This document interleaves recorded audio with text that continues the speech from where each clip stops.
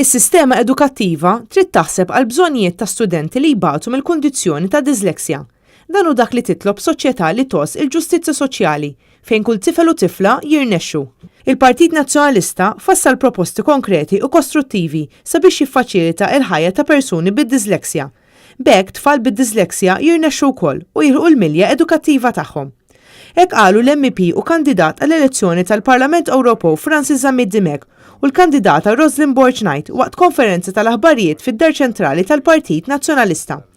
Francis Zammit Dimek qal li għandhom jingħataw riżorsi inclusion friendly lill iskejjel kollha u li jkun offrut aktar taħriġ prattiku lill-għalliema u learning support educators. Skont statistika Ewropea, 10% tal-istudenti fl-iskejjel f'Malta jesperjenzaw id-disleksja u għalhekk hemm bżonn aktar għalliema speċjalizzati għaliex bħalissa hawn biss 19 għalliem speċjalizzat f'dan il-qasam. Huwa qal li hawn bżonn ta' investiment fuq teknoloġiji tal-lingwa, b'mod partikolari tal-lingwa Maltija, u li jkun iffaċilitat l-użu ta' teknoloġiji bħal reader pens u laptops.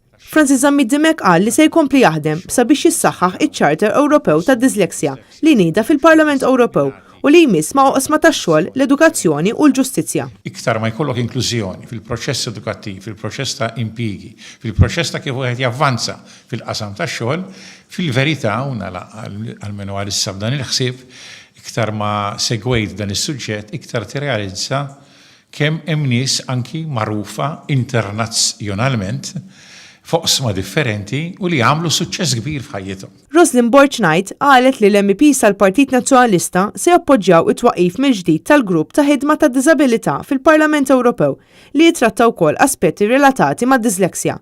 Hija qalet li hemm bżonn li jkun provdu taħriġ sabiex niżguraw l-inklużjoni ta' persuni bid-disleksja fuq il-post tax-xogħol u l-bżonn li nżidu aktar għarfien fis-soċjetà. Iktar ma jkun hemm għarfien, iktar ma jkun hemm nies li huma aware fuq dan is-suġġett u kif għandna wkoll ngħinu lin-nies li jkollhom sitwazzjoni ta' disleksja, persuni b'disleksja, u mbagħad iktar inkunu nistgħu nkunu inklużivi u nkunu iktar soċjetà li jimpurta. Hija qalet li hemm ġenituri li jkollhom it-tfal disleksik u ma jkunux jafu.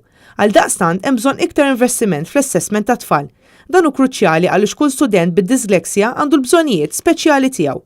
Preżenti għal din il-konferenza tal-aħbarijiet kien hemm il-kandidata għall-elezzjoni lokali f'Ħalluqa Elaine Camilleri Xkembri, il-kandidat għall-elezzjoni lokali fil-Gżira Jeremy Cardona u Joseph Fitzpatrick, kandidat għall-elezzjoni lokali fil-Pjetà.